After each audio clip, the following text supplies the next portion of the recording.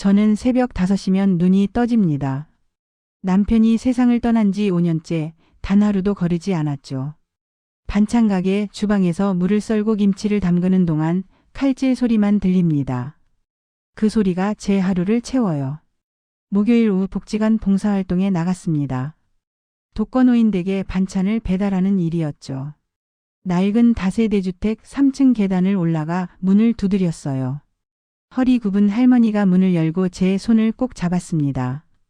그 손이 얼마나 차갑던지. 계단을 내려오는데 눈물이 났어요. 저 할머니도 혼자고 저도 혼자입니다. 그렇게 늙어가는 거구나 싶었죠. 복지관 앞 벤치에 주저앉아 한참을 멍하니 있었습니다. 그때 누군가 옆에 앉았어요. 오늘 날씨가 참 좋네요. 낮은 목소리가 들렸죠. 고개를 돌리니 회색 점퍼를 입은 남자 류도균 씨였습니다. 봉사 모임에서 몇 번 본 분이었어요. 저도 홀로 삽니다. 부인이 10년 전에 떠났어요. 조심스럽게 말했죠. 저는 고개를 끄덕였습니다. 이상하게 그 침묵이 불편하지 않았어요. 그 뒤로 도균 씨가 자주 나타났습니다. 반찬 배달을 함께 다니게 됐죠. 무거운 김치통을 들어주고 계단을 먼저 올라가줬어요. 당신은 혼자 버티려 하지 말아요. 어느 날 도균 씨가 그렇게 말했습니다. 그 말이 가슴에 박혔어요. 저는 그동안 버티는 줄도 몰랐죠. 하지만 그 말을 듣는 순간 제가 얼마나 힘들게 지내왔는지 깨달았습니다. 도균 씨는 저를 커피숍에 데려갔어요. 따뜻한 아메리카노를 앞에 놓고 이야기를 나눴죠. 소방관으로 30년 넘게 일했다고 했습니다. 저도 제 이야기를 조금씩 꺼냈어요. 도균 씨는 중간에 말을 끊지 않고 들어줬죠. 딸 나래가 집에 왔을 때 말했습니다. 봉사활동에서 좋은 분을 만났어. 나래 표정이 조심스러워졌어요. 엄마 너무 급하게 결정하지는 마세요. 나래 걱정을 모르는 건 아니었습니다. 하지만 저는 확신이 들었어요. 도균 씨와 함께라면 외롭지 않을 것 같았죠. 누군가와 함께 늙어가고 싶었습니다. 봄이 오고 있었어요. 가게 앞 벚나무에 꽃봉오리가 맺혔죠. 저도 다시 피어날 수 있을 것 같았습니다. 결혼하고 한 달쯤 지났을까요? 도균 씨가 달라지기 시작했습니다. 아침에 일어나면 거실 소파에 앉아 TV만 봤어요. 저는 새벽부터 가게에 나가 일했죠. 처음엔 이해하려 했습니다. 오랜 독신 생활로 익숙한 패턴이 있을 거라고 생각했어요. 하지만 날이 갈수록 이상했죠. 도균 씨는 집안일에 손 하나 대지 않았습니다. 저녁에 집에 돌아오면 설거지가 그대로였어요. 아침에 먹던 그릇이 싱크대에 쌓여 있었죠. 도균 씨는 TV를 보다가 저를 보고 말했습니다. 오늘 전기요금 고지서 왔던데 좀 많이 나왔어요. 불 끄고 절약 좀 합시다. 도균 씨 입버릇이 됐어요. 거실 불을 켜면 꺼야 한다고 했죠. 여름인데도 에어컨을 틀지 못하게 했습니다. 저는 하루 종일 가게에서 일했어요. 땀 흘리며 반찬을 만들고 손님을 응대했죠. 집에 오면 쉬고 싶었습니다. 하지만 도균 씨 눈치를 보게 됐어요. 밤이 되면 더 힘들었습니다. 도균 씨 코골이가 너무 심했어요. 중간중간 숨이 멈추는 것 같았죠. 무호흡 증상이었습니다. 저는 한숨도 못 자고 뒤척였어요. 새벽 3시, 4시까지 천장만 바라봤죠. 다음 날도 일찍 일어나야 하는데 잠이 안 왔습니다. 병원에 가보자고 말했어요. 그냥 코 좀 고는 거예요. 뭘 그렇게 예민하게 구는지. 도균 씨는 짜증을 냈습니다. 저는 더 이상 말하지 못했어요. 낮에 가게에서 일할 때만 숨이 트였습니다. 혼자 김치를 담그고 손님과 이야기하고 정리하는 시간이 좋았어요. 결혼 전 혼자 있을 때보다 더 외로웠죠. 이상한 일이었습니다. 함께 있는데도 혼자였어요. 아니, 혼자보다 더 공허했습니다.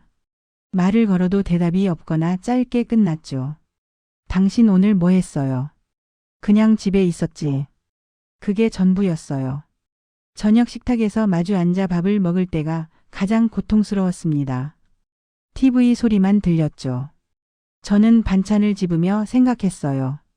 이게 내가 바라던 결혼인가? 한 달 전만 해도 도균 씨는 달랐습니다. 봉사활동 때는 친절했고 제 말을 들어줬죠. 배달을 함께 다니며 웃기도 했어요. 그 사람은 어디 갔을까요? 집안의 온기가 사라졌습니다. 거실도 차갑고 침실도 차가웠어요. 도균 씨 옆에 누워 있으면 얼음장 같았죠. 저는 점점 말수가 줄어들었습니다. 이렇게 살아야 하나. 밤마다 그 생각만 했어요. 하지만 재혼한 지 겨우 한 달인데 포기할 순 없었습니다. 조금만 더 참아보자고 다짐했죠. 그런데 참는 게 익숙해지면 안 되는 거더군요. 저는 그걸 몰랐습니다. 결혼한 지 석 달쯤 됐을 때였습니다. 도균 씨가 저녁 식탁에서 말을 꺼냈어요. 여보, 사실 좀 곤란한 일이 생겼어요. 목소리가 평소와 달랐죠. 아들이 사업에 실패했대요. 부도가 났다고 했습니다. 연대 보증을 섰는데 갑자기 빚을 떠안 게 됐다고 했어요. 저는 숟가락을 내려놓았습니다. 얼마나 되는데요? 3천만 원쯤 된다고 했죠. 도균 씨는 한숨을 쉬며 말을 이었어요. 임시로 돈을 좀 맡겨줄 수 있겠어요? 저는 당황했습니다. 3천만 원이면 제가 10년 넘게 모은 적금이었어요. 딸 나래 결혼시키고 남편 장례 치르고 남은 돈이었죠. 노후를 위해 아껴둔 전부였습니다. 도균 씨는 제 손을 잡았어요. 협동조합에 투자하면 이자도 받을 수 있어요. 몇 달만 맡겨주면 아들 문제도 해결되고 우리도 돈을 불릴 수 있다고 했죠. 절대 손해보는 일은 없을 거라고 했습니다. 저는 의심스러웠어요. 협동조합 투자라는 게 믿어지지 않았죠. 하지만 도균 씨 눈빛이 간절했습니다. 당신을 믿지 않으면 누굴 믿겠어요. 주변 사람들 말이 떠올랐어요. 남편을 믿어야 가정이 평안하다고들 했죠. 의심하면 관계가 무너진다고 했습니다. 저는 흔들렸어요. 일주일을 고민했습니다. 밤마다 뒤척이며 생각했죠. 그 돈이 없으면 앞으로 어떻게 살지 걱정됐어요. 하지만 거절하면 도균 씨와의 관계는 어떻게 될까요? 결국 은행에 갔습니다. 적금을 해지하고 돈을 찾았어요. 손이 떨렸죠. 도균 씨에게 돈을 건넸을 때 가슴이 철렁했습니다. 고마워요. 몇 달만 기다려줘요.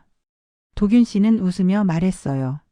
하지만 그 웃음이 예전 같지 않았습니다. 저는 불안했죠. 한 달이 지나고 두 달이 지났어요. 도균 씨는 돈 이야기를 꺼내지 않았습니다. 저도 차마 물어보지 못했어요. 물어보면 의심하는 것 같았죠. 어느 날 아침이었습니다. 도균 씨가 씻으러 들어가고 휴대폰이 탁자 위에 있었어요. 문자 알림이 떴죠.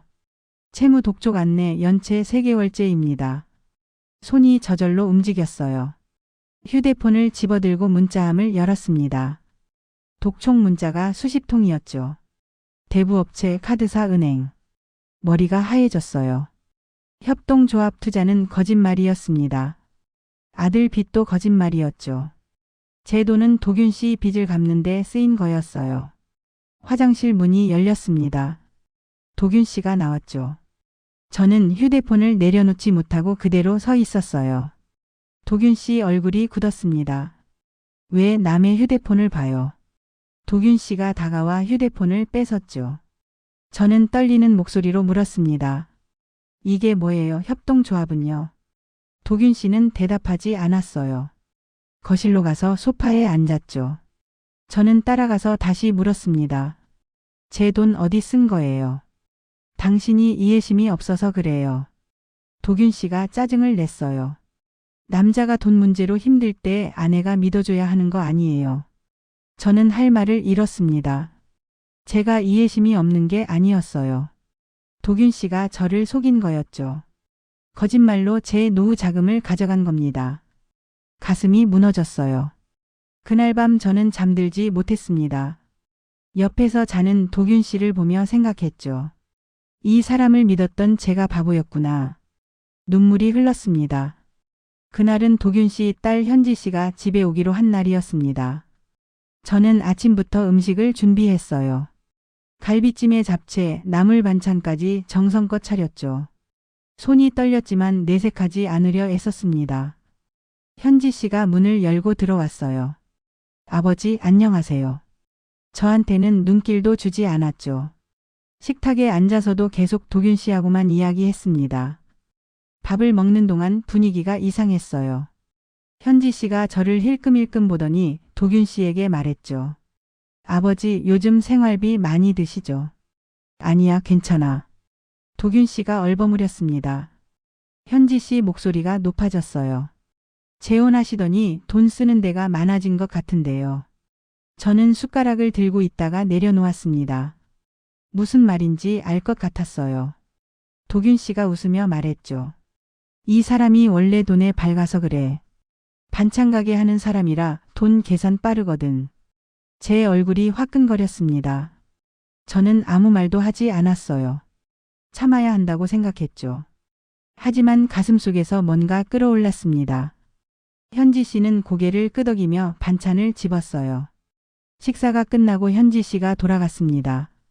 저는 설거지를 하면서 눈물을 참았어요. 도균 씨는 거실에서 TV를 보고 있었죠. 돈에 밝다는 말이 귓가에 맴돌았습니다. 저녁이 되어 통장 서랍을 열었어요. 정리를 하려던 참이었죠. 그런데 낯선 서류가 하나 끼어 있었습니다. 자동이체 변경 신청서였어요. 서류를 펼쳐보는 순간 손이 얼었습니다. 제 명의 통장에서 도균 씨 계좌로 매달 이체하는 신청서였죠. 금액은 50만 원. 이미 도균 씨 서명이 돼 있었어요. 제 도장까지 찍혀 있었습니다. 제가 찍은 게 아니었어요. 도균 씨가 몰래 가져다 찍은 거였죠. 온몸에 소름이 돋았습니다.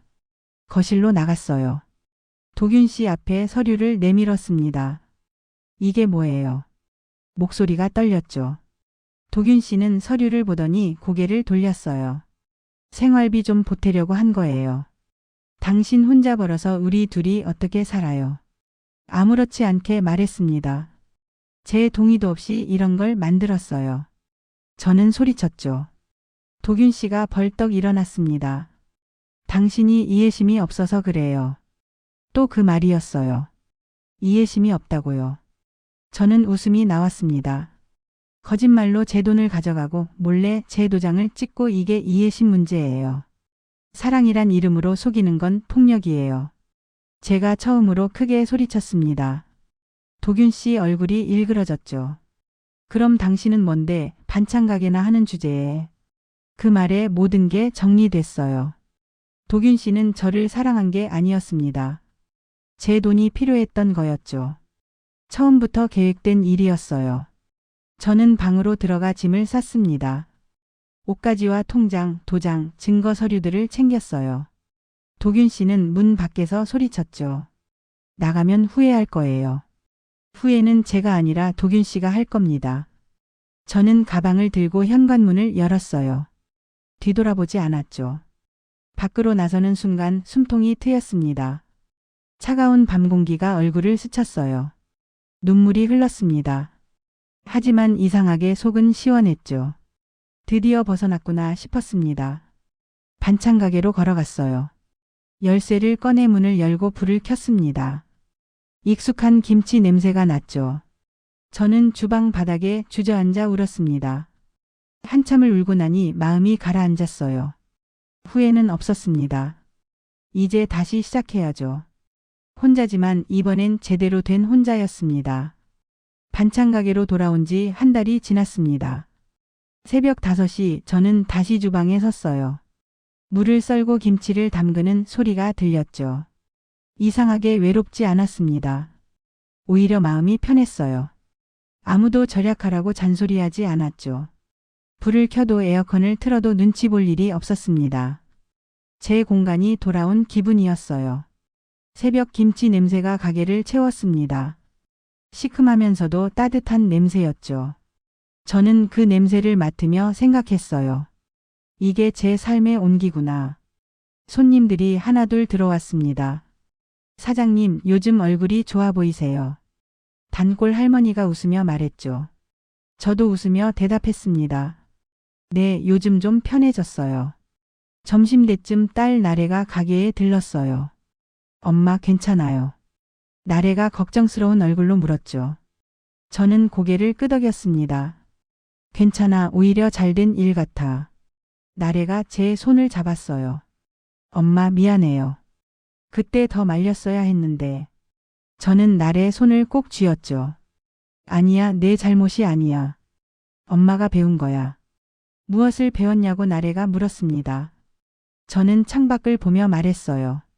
외로움은 채워야 할 구멍이 아니라는 걸. 나를 돌보는 시간이라는 걸 알았어. 나래의 눈이 촉촉해졌습니다. 엄마가 그렇게 생각하시니 다행이에요. 저는 웃었어요. 이제 혼자가 무섭지 않더라. 저녁 때 한 손님이 물었습니다. 사장님은 혼자 사시나 봐요. 외롭지 않으세요? 젊은 여자 손님이었죠.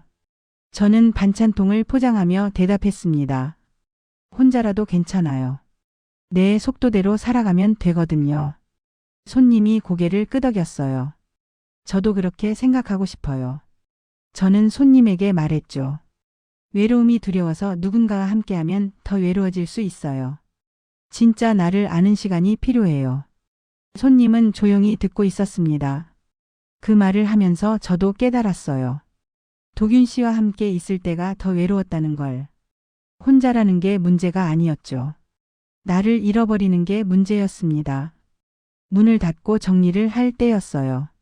창문으로 봄 햇살이 들어왔습니다. 따뜻한 빛이 반찬통을 비췄죠. 저는 그 빛을 바라보며 미소 지었습니다. 새로운 시작이구나 싶었어요. 이번엔 누구를 위한 시작이 아니었습니다.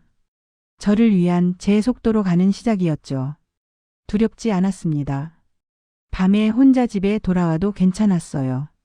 TV를 켜고 불을 환하게 켰습니다. 따뜻한 차를 한 잔 끓여 마셨죠. 이 모든 게 제 선택이었습니다. 침대에 누워 천장을 보며 생각했어요. 64년을 살면서 처음으로 저를 알아가는 것 같았습니다. 제가 무엇을 좋아하는지, 무엇이 편한지. 이제야 저와 친해지는 기분이었죠. 다음 날 새벽에도 눈이 떠졌습니다. 가게로 가는 길이 가벼웠어요. 봄바람이 불고 벚꽃이 흩날렸죠. 저는 그 꽃잎을 보며 걸었습니다. 혼자여도 괜찮습니다. 아니, 혼자이기 때문에 괜찮은 거였어요. 이제 저는 압니다. 외로움보다 무서운 건 나를 잃어버리는 거라는 걸. 가게 문을 열고 앞치마를 둘렀습니다. 오늘도 김치를 담그고 반찬을 만들고 손님을 맞이할 거예요. 제 속도로 제 방식대로. 그것만으로 충분했습니다. 창문으로 햇살이 또 들어왔어요. 반찬통이 반짝였죠. 저는 그 빛 속에서 웃었습니다. 혼자의 온도가 이렇게 따뜻한 줄 몰랐습니다.